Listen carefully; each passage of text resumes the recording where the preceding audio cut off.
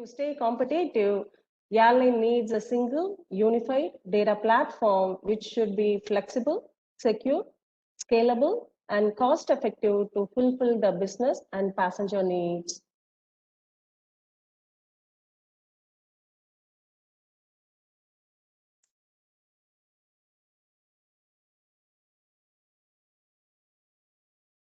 So we will quickly talk about what we are addressing with the Airline data platform. Airlines' daily operations are fueled with data from different domains, and these data are sitting separately in multiple repositories. As you are aware, data is the critical asset for any enterprise, and data literacy an explicit and necessary driver to bring any business value. To bring the airline operation smoother and to take the airline business next level, the data from various business functions should be exchanged, processed, and handled in a right way. If you look at the current challenges with data handling, multiple siloed operational data store and analytical data store, which is not helpful to meet up the performance and availability and SLA. The other major challenge is about the operational data store, which is having the rigid schema and the tight coupling with the core system. And also there are challenges with a long implementation timeline, failing to add any new domain data, and overutilized and underutilized capacity, high cost of build and maintenance.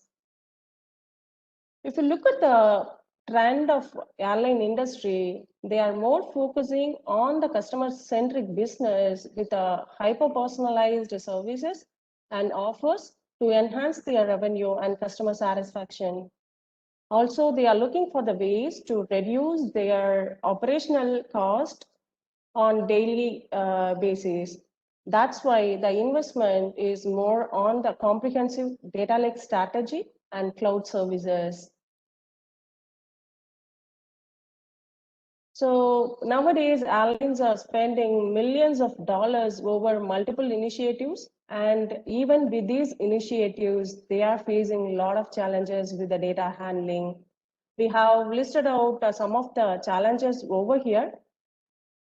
So we will see how our data platform is designed in a way to overcome all these challenges. Our platform is designed to provide the capability of handling the exponential data. It is designed with an elastic, adaptable, configurable operational data store and data lake for the flight data like schedules, inventory, FIFO, and customer data. And adding any new domain to the platform is very easy. For any AI/ML experiments, the business users need unfettered, on-demand access to the data. Our platform is designed to maintain the real-time data in data lake, which is almost in sync with the operational data store, which fulfills the need of real-time data analytics. Also, any real-time business decisions can be made quickly by comparing the current business event with a historical pattern to detect any problems or opportunities automatically. For example, designing a hyper-personalized marketing platform based on the real-time event and on the historical pattern can be easily achievable with our data platform. Also, our customer engagement platform layer provides the native integration with the agent and end user applications. If you look at our platform capability, it is capable to deliver 80% of requirements out of the box. Here we showed some of the metrics on the cost savings. Now I will hand it over to Selva, who is our solution architect, and he will be walking through the technical aspect of our data platform. Over to you, Selva. Thanks, Akila. Good morning, good evening, everyone. So I'm going to walk you through various aspects of the airline data platform, the technical aspects of it, right? So I'm going to explain a little bit about the architecture and why and how we chose things, right? And how it's been stitched together to deliver this data platform, right? So first thing about any data platform, right? It doesn't have to be an airline data platform. Any data platform. What is required as a data platform, right? The most too simplistic word that would define is high availability and elasticity, right? So we want the data to be manageable in a more agile fashion, right? And it should be made available for various different type of users, and it should be elastic in accepting any format, any type of data, and also making it available in a larger scale, right? So the way that we have designed this, it's easy to set up, it's plug and play, and it's a pay as you go model, right? So it kind of supports any tier level of airline. Would this data platform fit a startup airline? Yes, it does, right? And it also supports a tier one airline. It can be a tier one airline, and we do support with this data platform would be able to cater for a larger airline, a tier one airline, right? And we have accounted for security at all scales, and we have data lineage, we have data democratization. So we have taken care of all those aspects that is required for a data platform to function to its best, right? So what we have done is on the platform, it's based on open standards. It's purpose-built database, serverless architecture. We have followed all the well-architected best practices from AWS. If you look at the architecture that I'm going to show in a few minutes, it's going to be coupled. It's actually based on an AWS reference architecture that you can find in the AWS website, in AWS website, right? So we have built on top of it. Okay, so we got everything that AWS is offering and how we can stitch all those together to create a data platform, right? So we have the simplified change data capture pipeline, so which will support record level updates. It delivers microservices using a serverless tech stack, right? And it's completely event driven, right? Let's get to the personas, right? So who are all we are supporting? What are the users who would get benefited of with this data platform, right? So the data platform, it delivers the data to various different users and applications, right? It's been completely developed using AWS native services. It incorporates standard AI ML models that the clients are looking for. We have created a lot of data models out of the box, which is based on IATA one order services, right? And we have also pre-built a lot of accelerators and some of the custom data handling that would benefit in cost saving as well as gives you the best performance for the clients, right?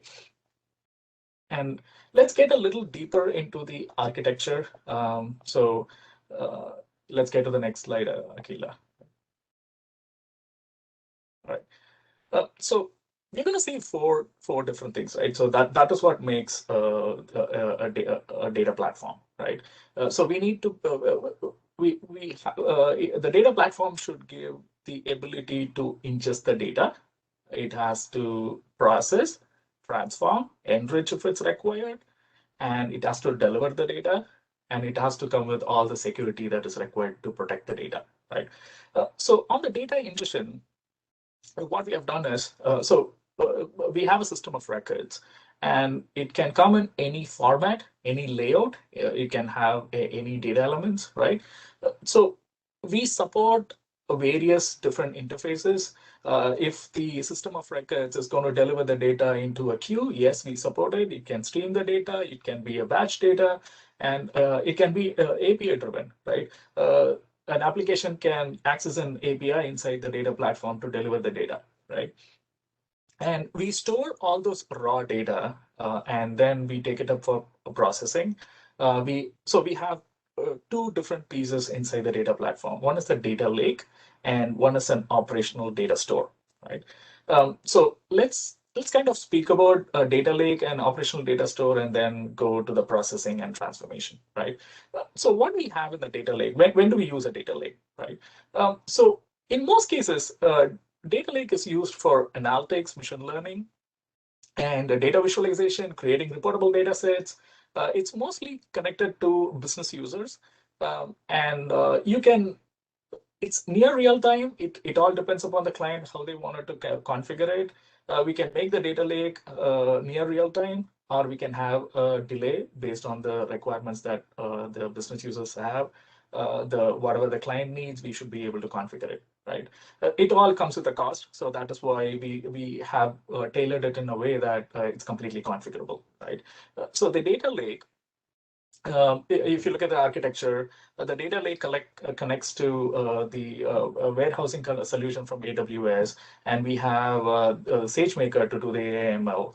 And we use Athena to query and create, and we can create, use QuickSight to visualize the data, right? So apart from that, we would still be able to make application connect and get data from data lake, right? We also support various streaming methods. Like if you want to stream a data through Kafka, yes, we can do it, right?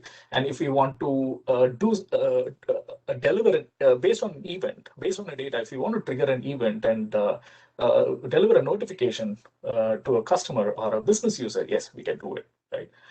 So that's on the data lake side, right? The same, most of it applies on the operational data store also. So operational data store, everything is real time. The data that comes in, it gets immediately gets processed, and it's been put into the our ODS, right? And we have a cluster of serverless lambdas, right? We have lambdas, and some of the other things that's not been listed for simplicity's sake is we just have listed lambda there, but we also have a Kubernetes cluster that can get triggered from the DynamoDB, right? So when an event happens, we would be able to spin a container, take a necessary action, and then send out notifications or send a data through a queue. It just caters to all those n number of needs the client would have for their business purpose, right? So that's data lake and ODS. So what happens during so the data processing and transformation, what happens is on the data lake side, we don't do a lot of transformation. All we do is like we preserve the structure of the data. The reason for that is like we do schema on read, right? Uh, that kind of fits the need for most of the data lake. We don't lose any data, so we preserve the data in the way that we get, but we just convert the format of it so it is like easily queryable and easily accessible. But if you look at the data store, the operational data store, what we do is we do necessary transformations, and so that's where the one order structure comes in. We make the data available in a way that all the applications would be able to make use of. Right. So that's in detail about processing and transformation. And I kind of spoke a little bit about data delivery, right? So we can deliver deliver the data as through a queue. We can stream the data. We can again deliver the data through an API, and there can be a number of applications that's going to call the microservices to get necessary data from our database, right? So these are the three things that makes the airline data platform. The fourth most important thing is the security. We have security built from the time the data enters into our data platform till the data exits our data platform, right? We have security built in, and we do PII data identification and tagging also, right? And and if we have time, we can later we can speak more about like how we authenticate user and how we restrict the access to the of data in an organization, right? So this is in detail about how we are doing a data platform. So two other things that I would like to cover is we do record level updates on the data lake. We are extensively using Hudi to do a record level update. So insert, update, all upserts, delete, everything would do, right? So we do the simplified CDC data pipeline. And we are effectively making use of the AWS Glue data catalog. And we one thing to highlight here is we are using Apache ecosystem here. We use Spark, we use Hudi to handle the data in the data lake, right? So it's purely available out of the box. It's from AWS. We are using all those AWS native services to deliver all those things with the specified domain models that's been listed, right? All right, that's all I have. Akila, back to you. Thanks, Selva.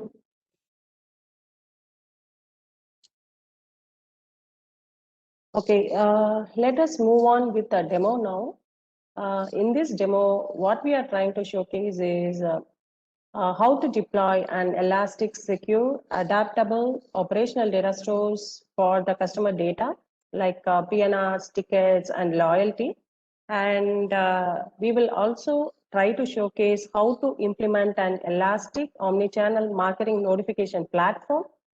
Then the final item will be the how configurable big data and analytics platform can bring together all airline data to support the current analytics and reporting needs.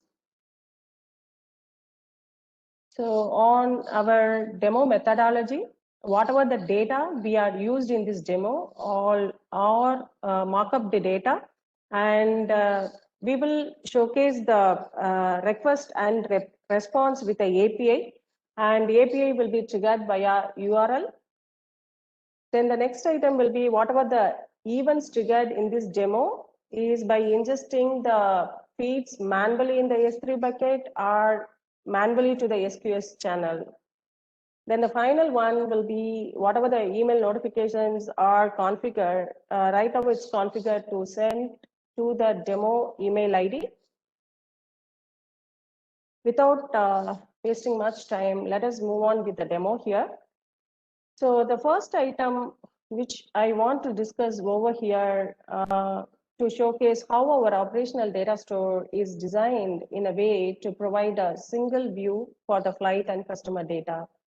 For example, with a single query, our platform brings the customer order details by combining the PNR and ticket data. The other data source like EMD, check-in, those things are in pipeline.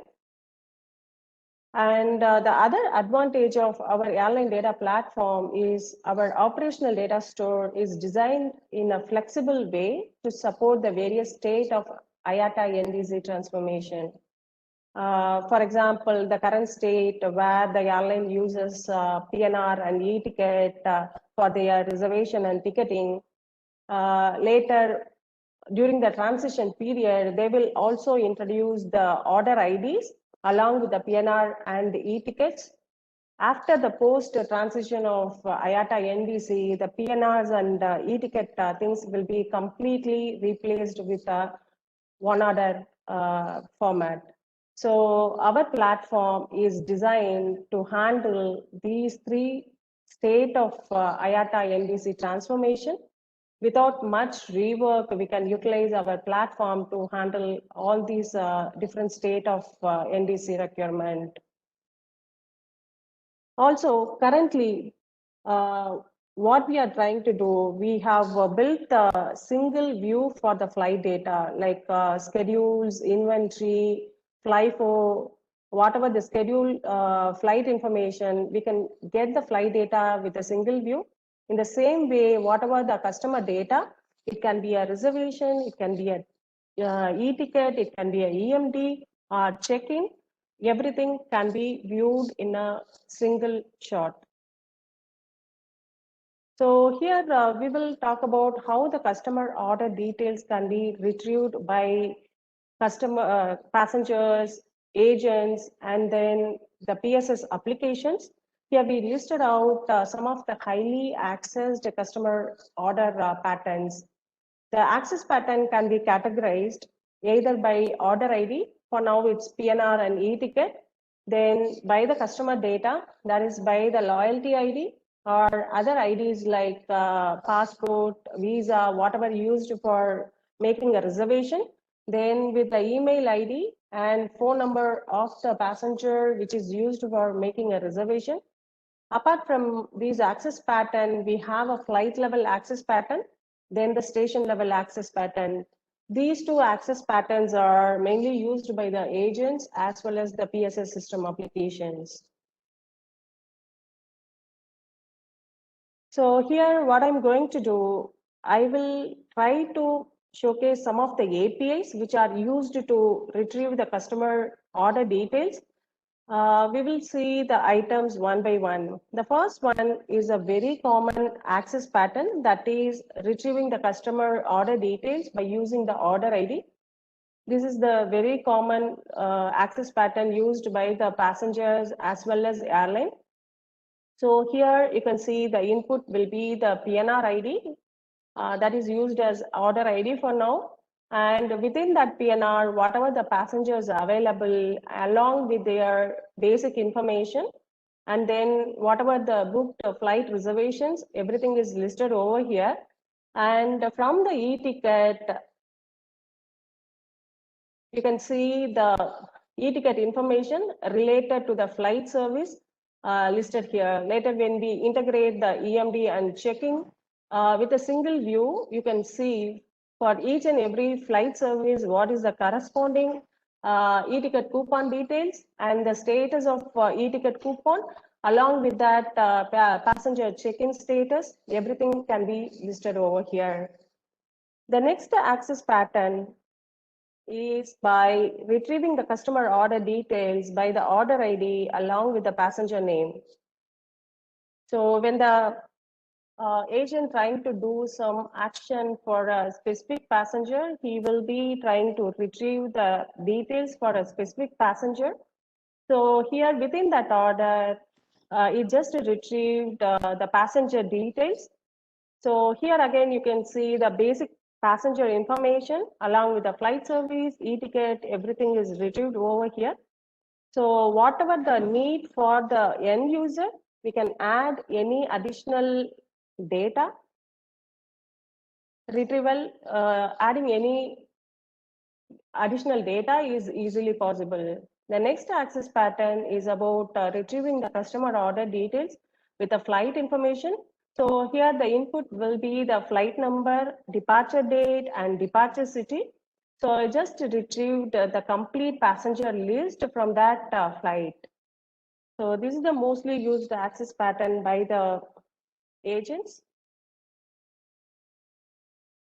Here, if the agent wants to get a specific passenger details from a specific flight, they can enter the flight details and passenger details. So here it just retrieved the passengers with that name from that flight list. Since there are some similar name passengers in that flight, it retrieved multiple orders over here.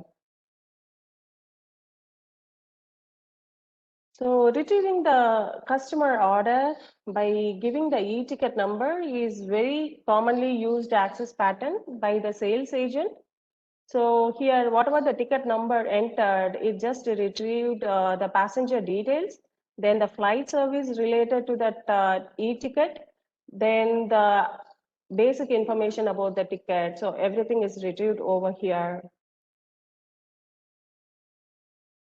So this is the access pattern used by the passenger mobile applications or any passenger applications where the loyalty passenger used his loyalty ID to sign in into that application.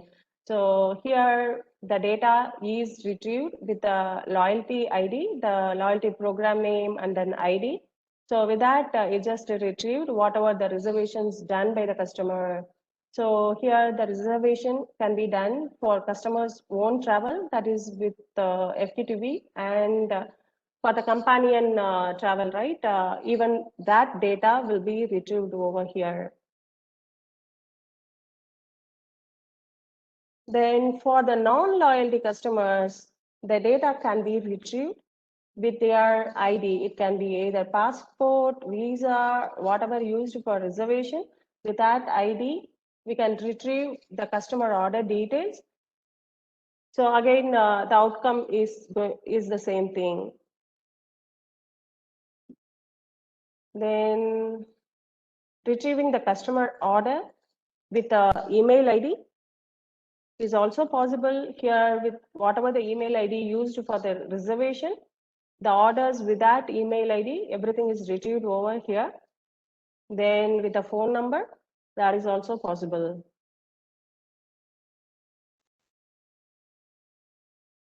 So here you can see with the phone number, it retrieved the reservations done with the phone number. So these are the access patterns are highly used by the agents, passengers, the PSS applications. So we almost covered whatever they need. Adding any custom requirement is also easily possible. Apart from this one, adding any business rules on top of this access pattern to filter the data, that can be done easily. For example, when the request is coming from the check-in application, it can be a web check-in or mobile check-in, the ADP can apply the business rule. It can retrieve the reservations which are having the flights in the check-in ready period. Only that reservation data can be returned back to the querying application. So whatever the business rules that is needed for retrieving the data, that can be easily configurable on top of our ODS layer. Next item which we are going to see is about the personalized marketing platform. We will see how our personalized marketing platform is designed to send the marketing notification based on the real-time event by analyzing the stage of passenger journey and also by analyzing the past historical purchase pattern. Before doing it, let me trigger a couple of events here. First, I'm going to trigger the flight delay event. Usually, airlines will be sending out the flight delays with FlyFlow MVT messages.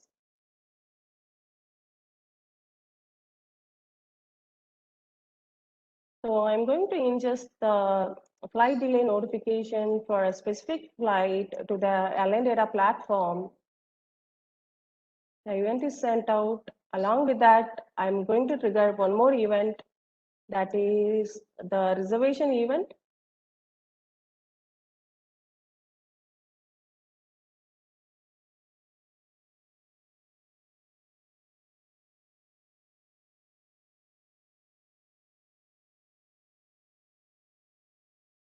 So what happens internally when ADP receives the flight delay event? It identifies the passengers traveling in that flight. So it just listed out all the impacted passengers because of that delay. And within that delay passengers, it will identify what kind of services needed for the passenger. In traditional airlines, what is happening is the customer data is often analyzed and acted only on daily, weekly, and even later. So it's very important for the airline to make some real-time marketing decisions based on the real-time events to enhance their revenue. For example, in our case, when the delay is happening, the airline should think about the passenger need within that delay and wait time and should provide the offers and services within that delay period itself. It will generate some additional ancillary revenue for the airline. So internally, what happens when ADP receives the flight delay notifications, it identifies the list of impacted passengers, then analyze each and every passengers and their need. In our solution, we designed to verify the launch access eligibility of the customer. If any of the customer is not eligible to use the launch access, ADP comes up with it calculates the discount rate based on the customer data and sends out a personalized marketing notification about this launch access.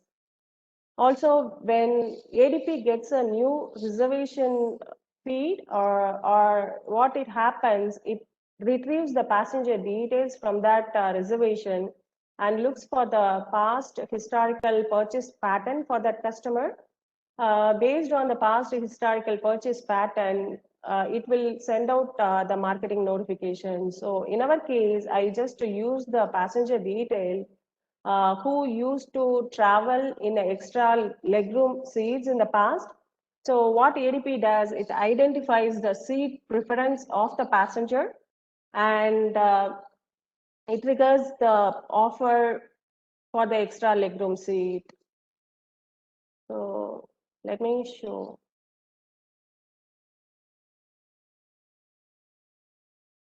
So here you can see the notifications are sent out to my email ID. Here you can see it identified the passenger who is not eligible for the launch access and sent a notification with a discount rate. So here it's sent for the passenger Richard, saying there is a flight delay and the airlines is offering a discount rate for a launch access. Then this is the notification sent for the extra legroom seat.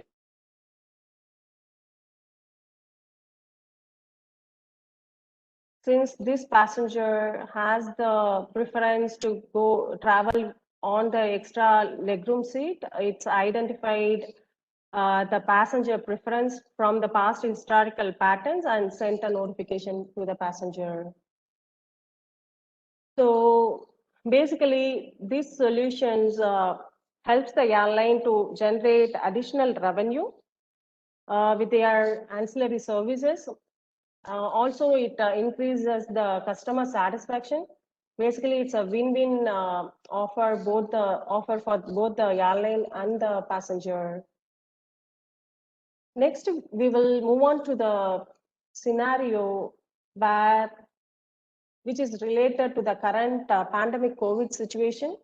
Nowadays, every governing body introducing some travel restrictions for their international travelers based on the current situation. For example, many countries are now restricting the citizens of India to travel into the country. Even for other citizens, if they traveled recently to India, they are not allowing them to enter into the country. So our solution provides the airline to set up the travel restriction rules. It can be based on the citizenship or by the recent past travel history and period. Our data platform determines the fit to fly passengers based on these rules and adds the restricted passengers in a queue.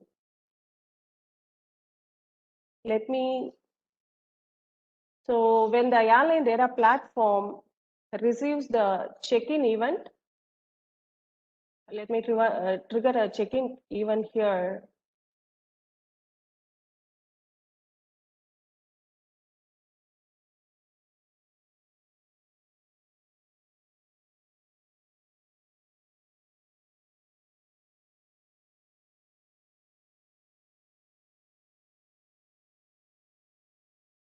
So when airline data platform receives the check-in feed from the departure control system, it validates the passenger citizenship and the recent past travel history and identifies whether the passenger is a fit to fly passenger or the restricted passenger for the travel.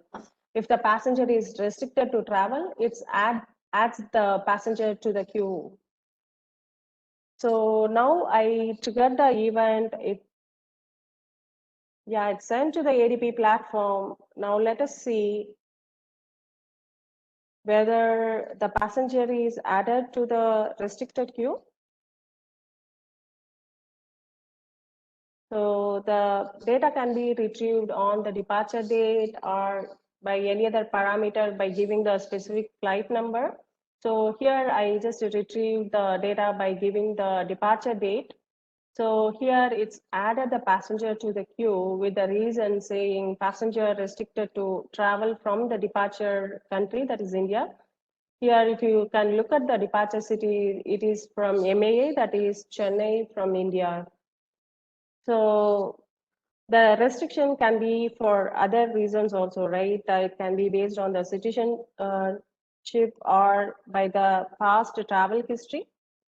So here I just pull the queue details for other departure date where you can see the other reasons for the restrictions.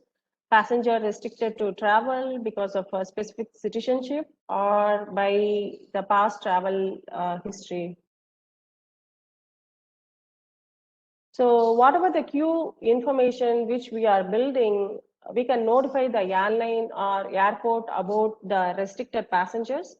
Airline and the airport operation can use that information to make the passenger journey smoother. We also have the capability of identifying the restricted passengers, not only in the check-in ready period, well in advance before that period itself. So we set up a scheduler in our ADP platform. It runs on daily basis.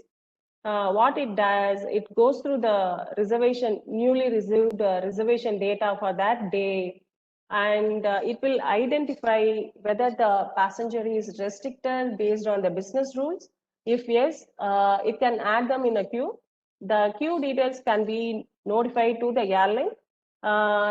If the passenger is not allowed to travel, the airline can notify the customer, also release the inventory blocked by that passenger. That can be given to any other passengers waiting to get a reservation on that flight.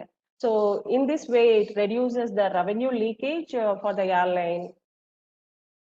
So that is the advantage of this particular use case.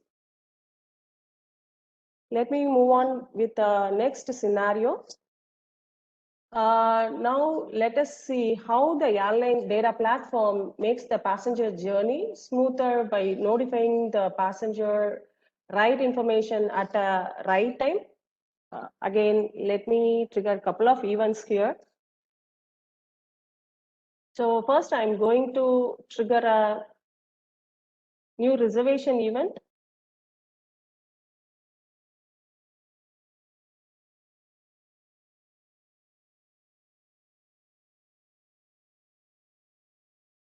Then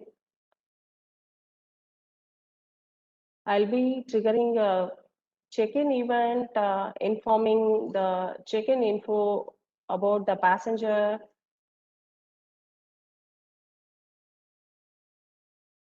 Later, what I'll do for the same passenger, I will send another check-in event for the indicating the changes in the gate.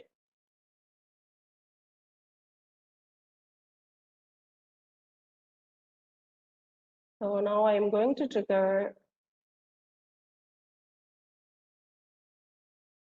another check-in event for the same passenger.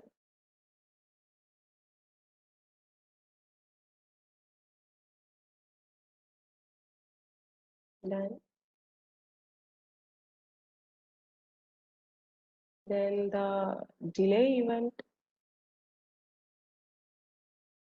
So here, whatever the triggers that is happening with the CSV format of the data, but our platform is designed to handle the IATA standard TTY format of flyform messages, and even the PNRs, e-ticket can be ingested via the XML format, the OTA standard.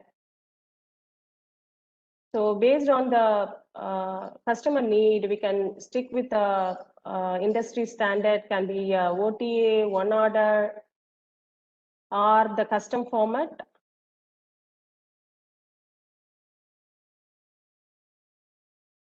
Now I'm going to trigger the cancel event for a flight.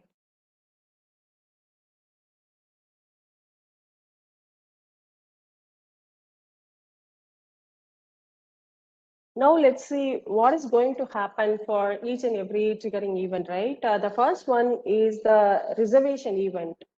When airline data platform receives the new reservation data, that is the PNR data, it verifies whether the PNR contains any international travel segment.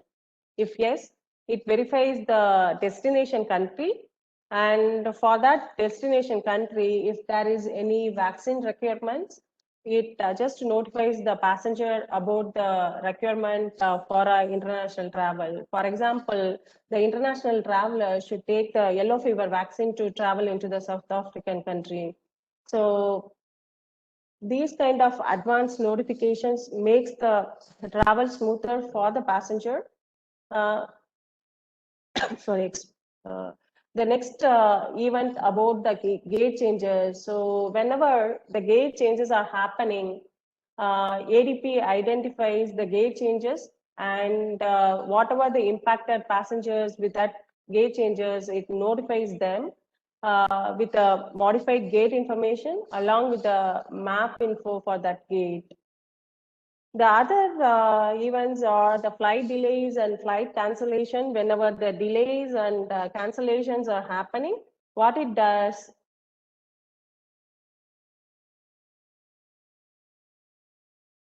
once again, so what it does, it identifies the impacted passengers and notifies them about the cancellations and delays.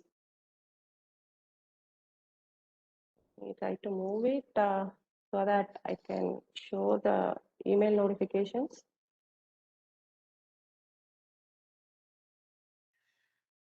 So whoever is listening, right? So one more thing to add is, so the upload that we are doing to the AWS S3 bucket, it's like we need to visualize like the data is coming from an external entity, and it comes through an SFTP or it comes through a Kinesis data stream. It gets delivered to appropriate channel for the event to be triggered, right? So as of now, since we are manually triggering it, for now, what we are doing is we are just putting the data into S3 directly, where we are utilizing that as a automatic trigger, right? So that's what you've been seeing Aquila do, right? So we are manually triggering the event, and we are showing the outcome like as an email, how the email is getting delivered, right? All right, back to you, Aquila. Thanks a lot. So here you can see the email notification sent on the vaccine requirement. So based on the destination country, it identifies the needed vaccine requirements and notifies the customer. And this is the notification sent for the gate changes. So it talks about the reservation data, what is the original gate number and what is the modified gate. It also sends the link about the map related to the new gate number. The next notifications is about the delays, right? So here, this is the delay notification sent for the departure delay. The new scheduled departure timing is sent to the customer. Now we will also showcase how we can handle the IATA standard formats, right? Here, the trigger is happened with the CSV format. We will show how ADP is capable to get the data in any standard format, how the customer can be notified, right? Let me trigger an event here. So I'm going to trigger with the SQL service. Let me check.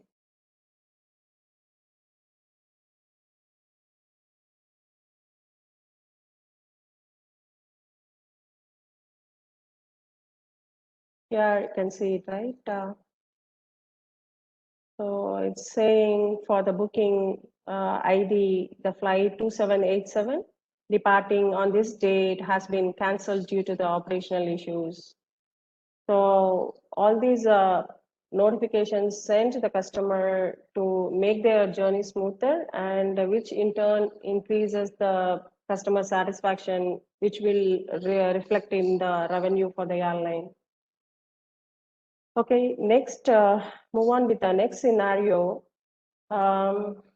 Before going to the demo for this scenario, let us talk about the challenges happening with the legacy PSS environment, right? If you look at the statistics of the transactions happening in a legacy mainframe PSS system, almost 40 to 50% of transactions are the lookup transactions or the display transactions. So each and every transactions happening in a legacy system leads to the high operational cost. So our data platform plays a major role here. Since the airline data platform maintains the data almost in sync with the PSS system, it can handle the display transactions within the ADP itself without interacting with the PSS system. It will reduce a lot of operational cost and will reduce the MIPS in the PSS environment. So our platform has the capability of interacting with the PSS system to perform the business operations also. So one of the example we have showcased here how our platform does the check-in by interacting with the PSS system. So you might be having a question how the platform being a middle layer between the end user and the PSS system, how it can add in an advantage to the airline, right? So whatever the check-in request received from the end user, it can be a mobile application, web application, or kiosk, or from the agent desk. What ADP can do whenever it gets the check-in request, it can retrieve the reservation ticket data from the ADP platform itself. So it will reduce some of the data retrieval cost. So ADP, what it can do, it can validate the data within the ADP itself based on the business rules. For example, if the reservation is not at e-ticketed or the ticket status is not in a right way for traveling, right? It's not in open and already exchanged with some other e-ticket or something, the passenger is not allowed to travel with that ticket. Along with that, there could be some restrictions, right? For the non-revenue space available passengers, the passenger is not allowed to select a seat from the platform. So when we are getting a check-in request, in case the non-revenue space available passenger is trying to do a check-in with entering the seat preference, within the ADP layer itself, we can validate all these things. We can apply the business rules based on the airline need. And if the check-in request is restricted, it can return the error response back to the end user. So it will reduce the load in the PSS system. That will also save a lot of cost for the airline.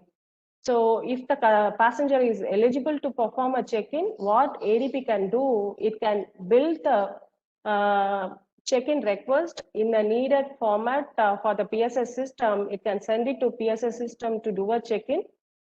In case the check-in is successful, what it can do, it can pull out whatever the data needed for boarding pass generation or backpack generation.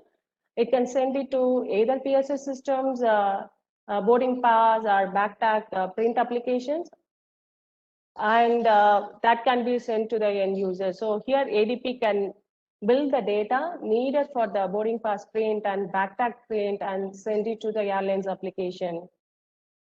So that is how it can play a major role to reduce some of the system overhead in the legacy platform. Now we will just move on with the demo for this item. What I'm going to do, I'm going to trigger a check-in request with the API. So here you can see the request. You can see the request is sent for the passenger PNR A2L13Y and for the passenger OSA. And this is the flight number. So when the check-in request is triggered, so the response sent back to the end user is displayed over here. So whatever the seat assigned in the PSS system, that data will be used for generating the boarding passes. Let me show the boarding pass.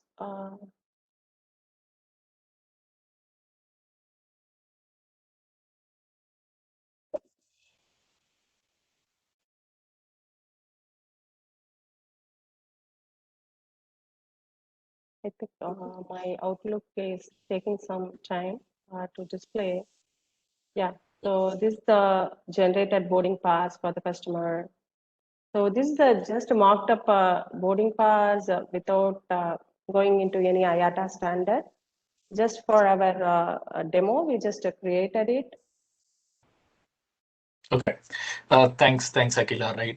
So we are coming to the end of the demo. So as a last note, right? So the way that the data platform is being created, so it is really flexible if you want to use the data platform for flight operations and planning, or if you want to use it for schedules, right? If you want to use the data platform for a specific purpose, yes, that is possible. And if you want to use the airline data platform as a complete backbone of all the airline application, yes, that is also possible, right? So it's going to be modular.